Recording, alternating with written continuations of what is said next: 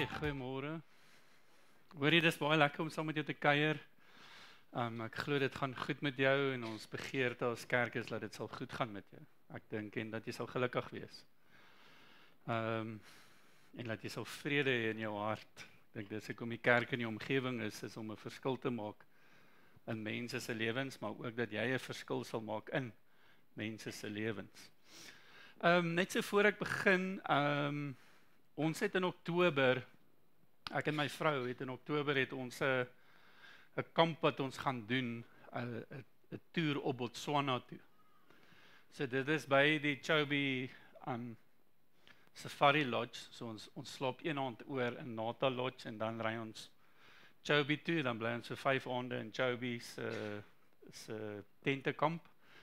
En dan van Chobe af kan jy nou 'n klomp goed doen. Jy kan Wiekvalle toe gaan, jy kan tiervis vang, jy kan olifant gaan ry, die wilde olifant as jy hom kan vang. Jy kan 'n klomp goed daar doen en dan ry ons terug en bly ons in 'n plaas in Suid-Afrika en dan ry ons huis toe. Dis in die Oktober vakansie. En ons maak nie geld daar uit nie. So dis nie ons toermaatskappy en dan as ons genoeg mense kry, dan gaan ek en sy verniet nie. Ons spaar vir die ding. En dan gaan ons nou saam met 'n klomp mense. So as jy belangstel, as jy daai tipe mense is, daar's nie chalets nie, so jammer vir die tannie. En die oom wat in 'n chalet wil bly, die chalets is geboek daai week, hulle het nie chalets daar nie. Maar daar's wel net 15 staanplekke oor. So as jy belangstel, asseblief, ons moet dit dringend bespreek en vasmaak. So as jy sit en jy is daai tipe wat wil baie graag saam mense wil gaan toer, ek dink dit gaan baie lekker wees, dan is jy welkom om na die tyd met my te gesels. Alright. Gaan lekker wees, né? En al die Toyota ryers sê Amen. Laat ons sing. Jy wil dit nie doen nie want jou niere is seer, né? Ja. Kry jy Amarok. Ja. Daai nierbelt wat jy moet dra terwyl jy jou Toyota ry. Want jy weet hoe lekker Botswana pad. Ons is besig met ons volgende week is ons laaste ene en die Here is vir my en die Here is met my en ons werk uit hierdie skrifgedeelte uit. Matteus 1:23, skes wat daar op is. En nie. Wat so 'n bietjie praat met Maria en toe die engel aan Maria verskyn het, toe sê hulle vir Maria, luister, julle moet Jesus Immanuel noem. Sy naam is Immanuel. Hy is die een wat sê God is met ons. En ek wil vinnig met jou gesels oor 'n konsep net voordat ek in die woord induik vanoggend oor die konsep God. Ek dink daar is soms 'n verwarring oor die konsep God. In Jesus se tyd was dit 'n algemene gesprek, gode was 'n algemene gesprek. En ek dink omdat ons groot word met die gebruikersnaam Jesus, is dit baie keer laat ons soms vergeet dat hy God is. In die Bybelse tyd het wanneer die volke teen mekaar baklei het die eer altyd wanneer iemand gewen het, as Egipte 'n ander land oorheers het, dan het hulle teruggegaan en aan hulle gode eer gebring. En dit was baie keer die clash of gods. En wie se God die sterkste is. En wie se God almagtig is. En wat se tipe God daai oorwinning vir hulle bereik het. So, wanneer ons te doen het met God, dan dink ek baie keer ons verkleineer dit op 'n manier in ons onderbewussyn dat ons het te doen met God, die almagtige God, die enigste God. God wat die begin is en die einde is. En as die engel aan Maria verskyn en vir haar sê, julle moet hom Immanuel noem, dis 'n God met julle, was dit iets wat 'n vreemde konsep was, want daar was nie 'n God wat noodwendig met mense die hele tyd was nie. Daar's gode wat hulle ergens heen moes gaan, iets offer het, en die God gaan nooi het om te kom opdaag en met hulle te wees, want dis 'n God wat nie te doen het met die mens nie, hy doen die mense gunsie. Dis half en half hoe hulle na die gode gekyk het. En wanneer die engel hierdie kom sê, is dit soos, hierdie is baie goeie nuus. Maar dit is slegs net baie goeie nuus, as jy die belofte volg in die Ou Testament die heeltyd van hierdie verlosser wat kom, hierdie God wat kom, hierdie God wat alles gaan kom regmaak, hierdie God wat alles kom nuut maak, en hierdie God wat net alomteenwoordig gaan wees, en is hierdie God wat met jou is, en een van die voorbeelde van die God wat met jou is, in die Ou Testament, was die feit dat, wanneer Israel oorlog toe gegaan het, het hulle die ark saam met hulle gedra, en die ark is die plek waar God gebly het, hy het daar binne gebly, as 'n teken, en as Israel baklei het, en iemand sien die ark daar staan, en hulle die stories gehoor van, Jonas, hulle God is daar, dan het hulle omgedraai, en eintlik maar ophou veg, en die wit vlaggie opgesteek, en gesê, ons sien, hy's daar. En as jy die ark volg, en hoe hulle die ark gesteel het, en in 'n ander paleis gesit het, en die volgende dag het die beelde omgeval, en jy het net verstaan, dat wanneer daai God daar is dit almagtig, dit is iets wat massive was, en wanneer ons sê God is met jou, dan is dit amper asof ons nie dit verstaan nie, dis amper asof ons nie die impak verstaan van hierdie massive God, wat almagtig is net, by the way, hy is Emmanuel, hy is met ons. Nee, jy verstaan nie. Hy's God. Hy's God.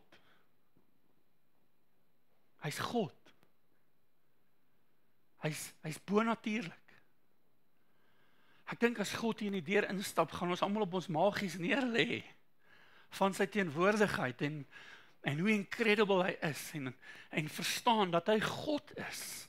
Hy's nie hierdie Jesus, en moenie my verkeerd verstaan as ek dit sê nie, hy's nie hierdie Jesus waarvan ek geleer is, en gespoen is, van babietjie af, en ek moet katekisasie deurgaan, en ek moet kinderkerkie toe gaan, en ek moet leer van hierdie ou Jesus sien nie. Hy's God. Hy's God. En hy's God met jou.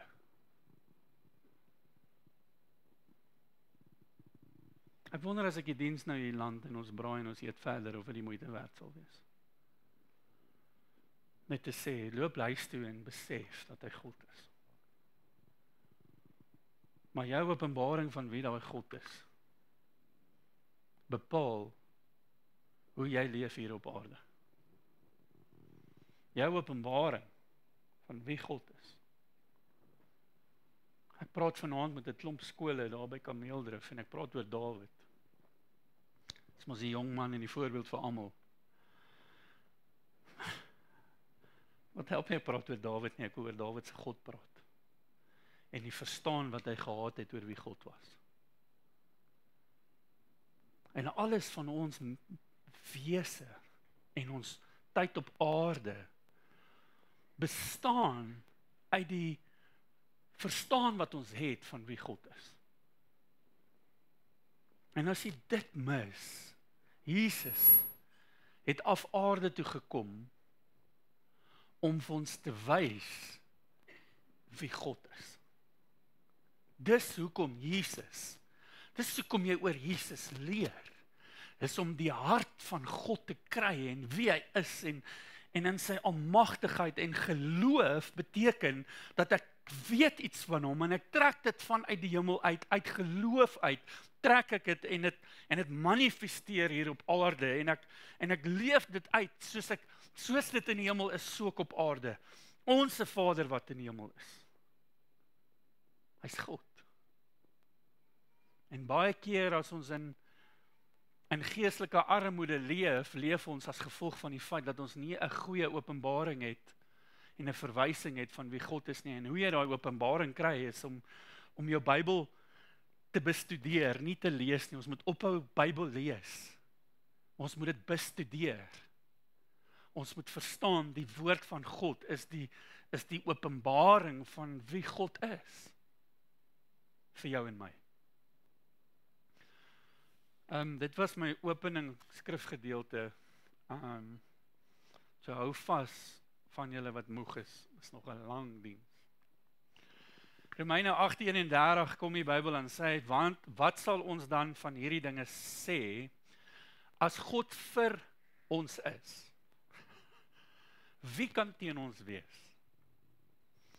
Weet julle hoeveel keer het ons hierdie skrifgedeelte gebruik wanneer ons mense het wat teen ons praat, of dalk 'n storieetjie vertel, of besigheid wat dalk nie goed verloop nie, en dan vat ons hierdie skrifgedeelte, en dan trek ons dit in ons lewens in, en sê, as God vir ons, wie kan teen ons wees, jy weet.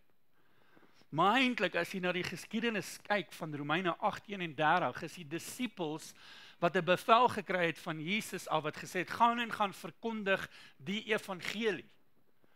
En die disippels het hier gesê, is die Here het vir my die goeie nuus gegee, wat ek moet gaan vertel, en soos hulle in 'n dorpie ingaan, en hulle kry teenstand teen die evangelie, teen die lig wat hulle moet skyn, teen die goeie nuus wat hulle moet praat, toe kom hulle by die skrifgedeelte uit waar hulle sê, maar as God vir ons hierdie bevel gegee het, en ons gaan dan, en ons gaan sê, ons gaan verkondig die evangelie, en wanneer mense teen ons is, dan kom die woord, en dan sê hy, as mense of iets teen ons is, God is vir ons.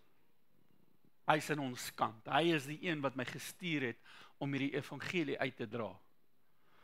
En so baie keer verstaan ons dit baie keer verkeerd, dat ons dink, dit gaan ook net vir wanneer ons moeilikheid beleef.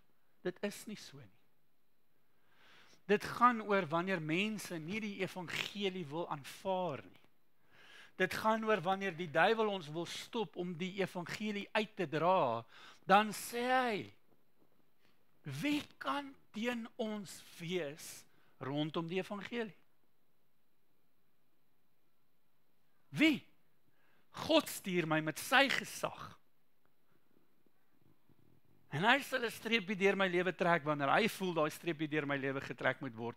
Maar ek sal aanhou om die goeie nuus te versprei, en ek sal aanhou om sy kind te wees. Hy gaan aan en sê, hy wat self sy eie seun nie gespaar het nie, maar hom vir ons almal gegee het, hoe sal hy nie saam met hom ons ook alles genadiglik skenk nie? God kom en hy gee sy seun. En hoekom sal hy nou ewe skielik omtrek? Hoekom sal hy nou ewe skielik? Hy sê dan, ek kom bewys vir jou dat ek met jou is. Ek gee vir jou Immanuel, ek gee vir jou my seun. Hy word gekruisig vir jou. Hoekom sal ek nou onttrek? Hoekom sal ek deur al hierdie moeilikheid gaan, en hierdie pyn en die lyding gaan, en hoekom sal ek my seun vir jou gee, en dan voel jy eers, hy gaan onttrek. Hy gaan nie onttrek uit jou lewe uit nie, hy is vir jou. Maar hy is nie vir jou om jou eie koninkrykie te bou nie. Om jou eie wil te laat geskied nie.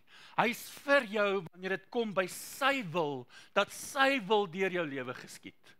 Want baie keer kom die Here en hy word 'n gebruikersitem, en ek's besig met my eie lewetjie, en ek wil my eie koninkrykie bou, en ek's besig met my eie goedjies, en nou en dan sê ek dankie, maar hy is net, weet, ietsie so nou en dan wat ek onthou. Hy is die fokus van my lewe. Hy is die een wat my lewe in 'n rigting instuur, en as ek dit snap, sê hy, met daai rigting waarin ek jou instuur, sal niks teen jou wees nie.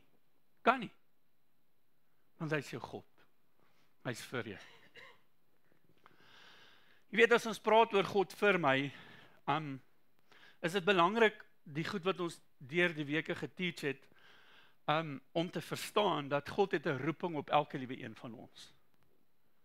Net soos jy dink jy het 'n lewe van net om gesin te hê, net om 'n werk te hê en al daai goed is deel van ons lewe, het jy ook 'n roeping ontvang van die Here af. En daai roeping is baie keer iets waaraan ons nie altyd fokus of bewus is van nie. My roeping is nie net om agter Simon uit te kyk, en net om agter Karin uit te kyk, en net om spesifieke goed te doen nie. My roeping is baie keer meer as dit ook. So God is vir my huis, en hy's vir my huwelik, en hy's vir my verhouding met my dogter, en hy's vir my in 'n klomp goed. Maar hy's ook vir my roeping, wat ek ontvang het by die Here. En dit is so belangrik om nie net te kyk waar ek is nie, maar ook waarheen ek gaan. Waarheen gaan ek? En baie mense sal sê, ons dien 'n groot God en hy's amazing en hy's almagtig en hy het Jesus gegee sodat ons sondes vergewe kan word en sodat ons met God die Vader en ons is dis incredible oor wat God is. Maar as ek in die toekoms afkyk, dan sien ek net, ene, daar's nie hoopie. As ek sit en ek dink aan môre en ek dink aan volgende maand en ek dink oor 2 jaar of 3 jaar of 4 jaar en ek kyk na die persepsie van omstandighede en my gedagtes bring vir my al hierdie uitdagings in Suid-Afrika en in die wêreld en oral waar ek gaan en ek dink in die toekoms in, dan dink ek, ek raak sommer angsbevange want dis moeilikheid net vorentoe. Want ek sien al hierdie hekkies en dan dink ek, hier sê ek, maar God is amazing, maar as ek in die toekoms afkyk, dan dink ek, ja, daar's groot moeilikheid. En dan wil ek herinner aan wat die Bybel sê, en wat ons God vir ons sê, rondom dit in 'n baie bekende skrifgedeelte wat ons baie goed ken. In Filippense 3 vers 14, hy sê maar een ding, ek vergeet die dinge wat agter is en ek strek my uit na wat voor is en jaag na die doel om die prys te verkry van 'n hoë roeping van God in Christus Jesus. Die 3 konsepte wat uit hierdie skrif uitkom wat ons baie goed ken of baie keer al gehoor het. Ek weet nie of ons dit so goed verstaan nie. Is vergeet die dinge wat agter is. Ek wonder hoekom kom die Bybel en hy druk dit vir ons so uit. Hy sê, maar een ding word ewe skielik 3 dinge. Hierdie sê hy is belangrik, hierdie is verskriklik belangrik. Dit wat agter is, dit vergeet ek. Wat bedoel jy? Wat bedoel jy met dit wat agter is? Tog sekerlik kyk ek terug en ek sien die voorsiening van die Here en ek sien sy regterhand in my lewe werk en ek sien wat hy alles doen en ek leer wie God is en ek kyk terug en ek sien alles wat hy doen. Maar so baie keer in die Bybel dat wanneer ons teruggekyk het en ons kyk vorentoe, dan wil ons hê daai selfde goedjies wat daar gebeur het, moet nou weer gebeur. En dan gaan ek en ek vertrou die Here dat dit weer gaan gebeur. En dan kom die Bybel en sê, jy mag nie dit doen nie. Jy moenie terugkyk en sê, dis hoe God dit gedoen het. Môre gaan hy dit dieselfde doen nie, wat nie die waarheid is nie. Ek wil nie terugkyk en kyk na wat gebeur het nie. Ek wil hier staan en weet dat ek 'n God dien, wat ek weet wat my vooruit gaan. En ek wil weet wie hy is. Want die oomblik wanneer jy terugkyk, as jy dit gebruik vorentoe, dan manipuleer jy in jou eie gedagtes oor hoe dit moet gebeur. En dan kan God nie 'n nuwe ding kom doen wat hy wil nie, want jy vertrou verkeerd. Ook die goed wat in jou lewe verkeerd gebeur het, daai goed wat mense aan jou gedoen het, en daai goed wat jy moet vergewe, en daai goed wat jy moet vryspreek, en daai goed, hy sê, ek wil nie vandag staan en in die toekoms inkyk en weet, geskiedenis gaan net weer homself herhaal nie. Daar's so baie mense wat sê, ek was in so 'n verhouding gewees en nou dien ek hierdie amazing God, maar as ek vorentoe kyk, is ek bang vir verhoudings, want ek wil nie weer in 'n verhouding aangaan met iemand nie, want ek weet wat het gebeur en nou antisipeer ek sommer klaar, dit gaan weer gebeur en God kry nie 'n kans dat hy hierdie vars God is en 'n nuwe ding kan doen vir jou nie. Want ek gaan en ek vat daai en ek leer hierdie slegte goed. En ek vertrou dan nie die Here waar ek staan vir my toekoms nie. En die Bybel leer ons en sê, as jy regtig wil weet hoe om in die toekoms in te dink, dan sê hy, vergeet van dit wat agter is. Hoekom? Onthou wie jou God is. Onthou wie jou God nou is. Hy sê, ek steek my uit na die dinge wat voor is, en wat interessant is, ek kan net myself my hand uitsteek vir iets wat voor my is, as daar wel iets is. Hy kom hier en hy sê letterlik vir ons, daar's iets voor jou, wat gekry kan word. Daar's iets wat behaal kan word. Hy gaan aan en sê hy om die prys te verkry, wat se prys praat hy van? So met ander woorde, hy sê, as jy hier so staan en jy dink aan jou toekoms, sê dit dat daar iets in jou toekoms is, wat is, wat goed is. Die planne wat ek vir jou het is goeie planne. Die vooruitgaan van 'n God wat voor jou uitloop, sê hy die spore van geregtigheid. Hy praat van, in Psalm praat hy van die spore van geregtigheid om sy naam ontwil. Met ander woorde, voor my is daar 'n manier van funksioneer. Daar's 'n manier van om 'n God te vertrou, wat nie nou alreeds hier is nie, maar hy is ook daarvoor. En myself uit te strek, en dit kom deur verhouding om te weet, Here, wat lê in môre? Hoeveel keer dink ons aan môre en ons dink negatief aan môre? Hoeveel keer doen ons dit? Ek dink baie keer met Dawid, as jy praat van die Israeliete op die oorlogsfront, en hulle het nie 'n dag, hulle was 'n weke daar, waar die Filistyne hulle uitgedaag het, en dan kom die volgende oggend, en dan dink daai soldate, joh, môre moet ek oorlogsfront toe gaan, en ons weet nie wat gaan gebeur nie, maar ek is nie lus hiervoor nie.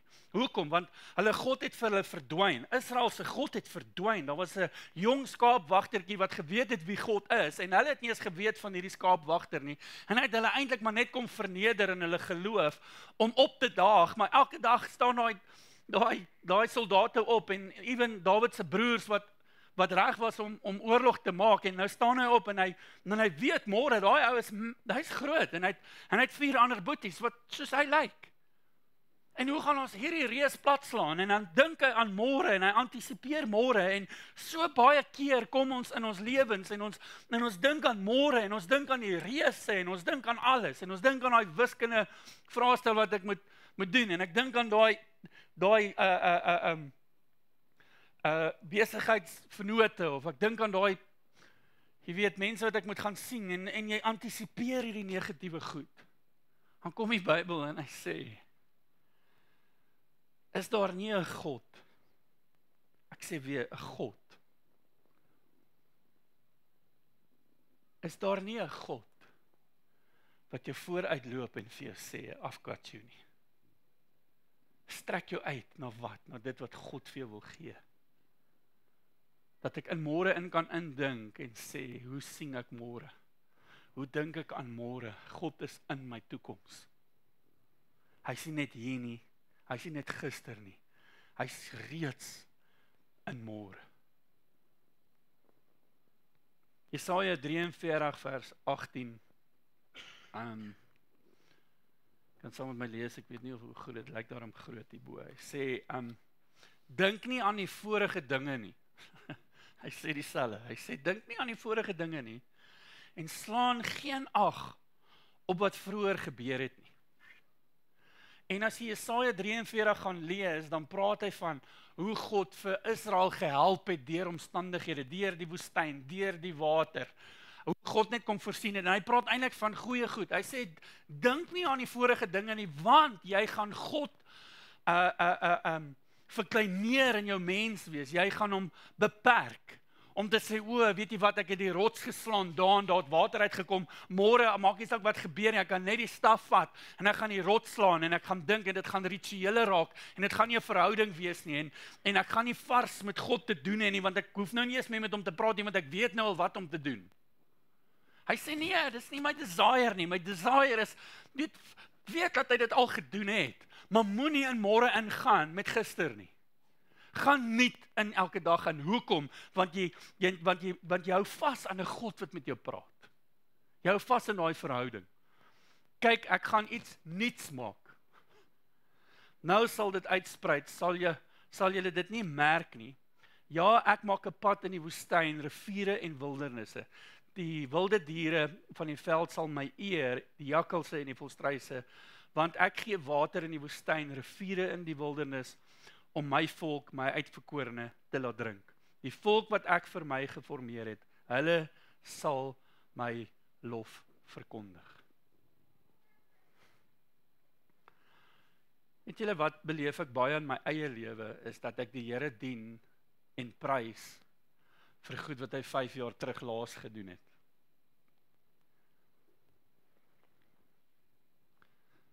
Hier 2 jaar terug het dit gebeur en hy het dit vir ons gedoen. Maar wat sê ek vandag oor wie hierdie amazing God is? Dis nie wat jy vir my doen nie. Dis wie jy vir my is. En daai skuif in die feit dat ek weet, dit het hy al gedoen en nou kry ek vertroue wat great is. Maar ek kry 'n vertroue in wie hy is en sy karakter vir my, sodat wanneer ek in my toekoms inkyk, het ek hoop. Hoekom? Want hy is vir my wie hy is as God. Nie wie hy was en wat hy gedoen het nie, vir wie hy nou is vir my, het ek hoop vir my toekoms. Ek eindig met hierdie skrifgedeelte, 2 skrifgedeelte, Deuteronomium 1, en ek haas my. Ons het altyd so grappie gemaak. Ons predikante wat voor ons gepreek het, altyd sê, en ek haas my. Deuteronomium 31:7, hy sê, toe het Moses Josua geroep en aan hom voor die oë van die hele Israel gesê, wees sterk en volmoed, want jy sal met hierdie volk in die land ingaan, wat die Here aan hulle vaders my 'n eed beloof het om aan hulle te gee.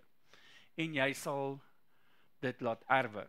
En dit is die Here wat voor jou uittrek, oor wat hy sê. Vir Josua. Dit is die Here wat voor jou uittrek. Hy sal met jou wees. Hy sal jou nie begewe of verlaat nie. Jy mag nie bevrees of verskrik wees nie. Jou God sê vir jou vanoggend, ek gaan jou vooruit.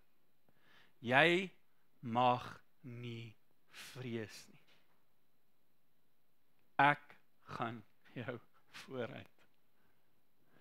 Jou God, wie hy vir jou is, sê dit vir jou. Is dit nie, vir my, is dit incredible. Want daar's baie kere in my lewe waar ek voel, rarig, jy dink baie van my. Rarig, is too much. Maar nou kom hy en hy sê, ek gaan jou vooruit, soos wat ek Josua vooruit gegaan het, en Moses beloof hom dit. Sê, God gaan jou vooruit, en Josua, jy gaan die reise sien. Jy gaan die groot ouens sien in Kanaan, en jy gaan, en die volk gaan vir jou sê, nee, jy's laf, ons gaan nie ingaan nie. En Josua het sy klere geskeur, en ek probeer altyd nog die betekenis kry oor hoekom het hulle klere, seker om te wys hoe ernstig hulle is.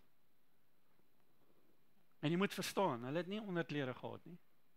As hulle rokke skeur, is dit chaos. My regterbeen wys net vir my, Jans is nou serieus. Oor iets rondom, net ons glo so sterk hier aan. Ek eindig met Filippense 4:6, hy sê, wees oor niks besorg nie, maar laat julle begeertes in alles deur gebed en smeking met danksegging bekend word by God.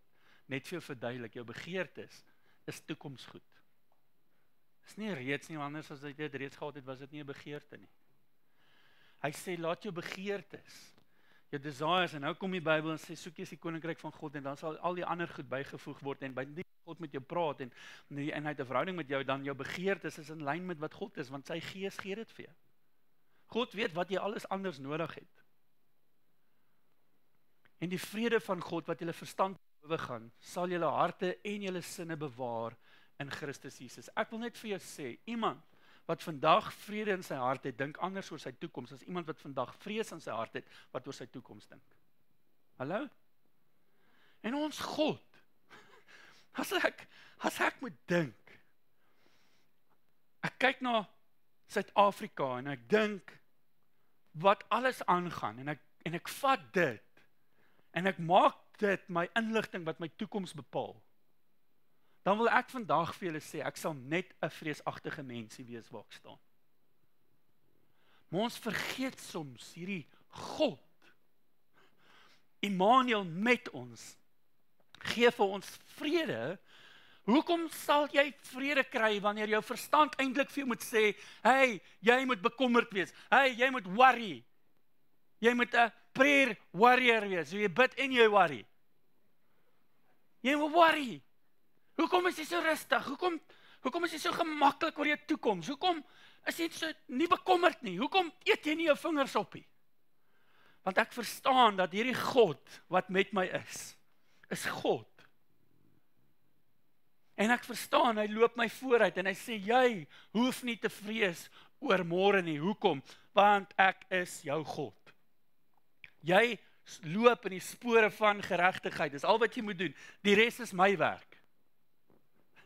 Dis pretty awesome. Dis pretty awesome as hy sê, ek loop jou vooruit en my spore is daar van geregtigheid. Met ander woorde, ek doen die regte goed. Ek leef op die regte manier. En as ek dit doen, dan sê die Here, die res is my werk. Moet dit nie op jou manier doen nie. Moet dit nie op die manier doen ek dit in die verlede gedoen het nie, want jy gaan my beperk. Hy sê verder, broeders en susters, alles wat waar is, hoor hoe mooi is dit? Spore van geregtigheid. Alles wat waar is, alles wat eerbaar is, alles wat regverdig is, alles wat rein is, alles wat lieflik is, alles wat loflik is, watter deeg en watter lof daar ook mag wees, bedink dit. Bedink dit, bedoelend dis in die toekoms. En wat julle geleer en ontvang en gehoor en my gesien het, doen dit. En die God van vrede sal met julle wees. Ek wil net weer eens vir julle sê, hy is die God van vrede. Daar's nie vrede buitekant God nie. Jy kry nie vrede omdat rede jy 'n sommetjie gemaak het. Soos, ek weet nie of julle al gehoor het van 'n huisbegroting nie. Maar baie keer as ons hierdie huisbegroting doen, dan sing ons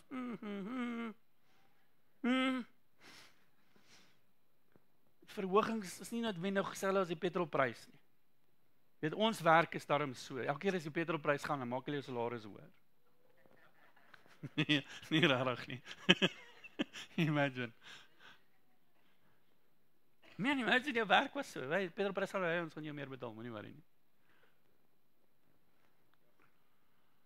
Begroting, as sommetjie maak nie sin nie, dan sê ek, Here, gee ons wysheid, gee ons insig. Maar dankie ook dat jy vir ons vrede gee, dat ons weet, die goed wat ons wel het, is in U wil. En ons vertrou U vir die toekoms.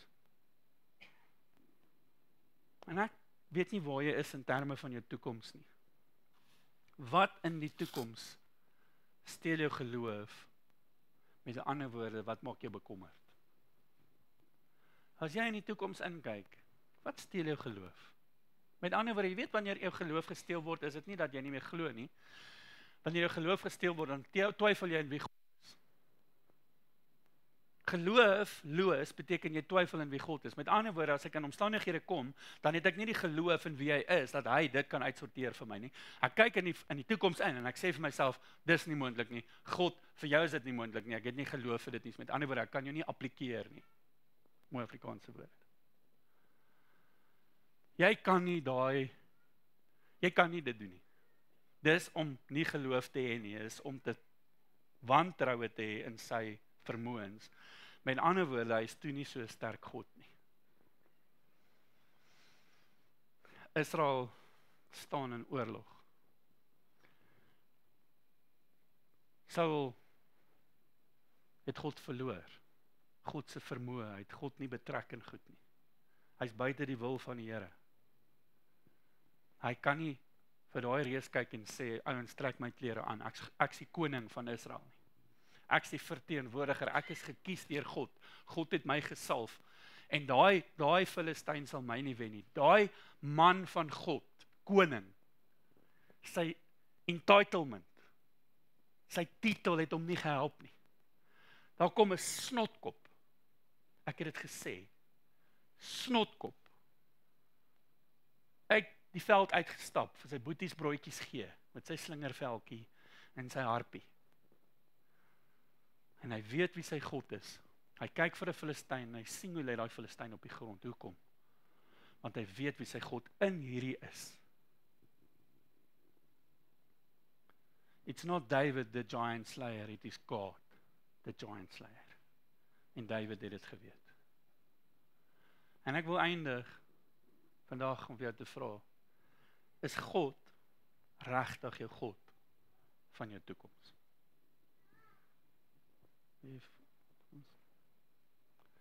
Is God regtig jou God van jou toekoms. 'n Baie interessante ding is dat jou toekoms eindig voor God. En baie mense se toekoms eindig nie noodwendig in God nie. En dis hartseer. Want elke liewe een van ons gaan ons asempies uitblaas en al wat oorbly is dat jy voor God gaan staan, hierdie ene. Jou toekoms is voor God. Jy het geen ander toekoms. Jou eindlyn is om voor God te staan.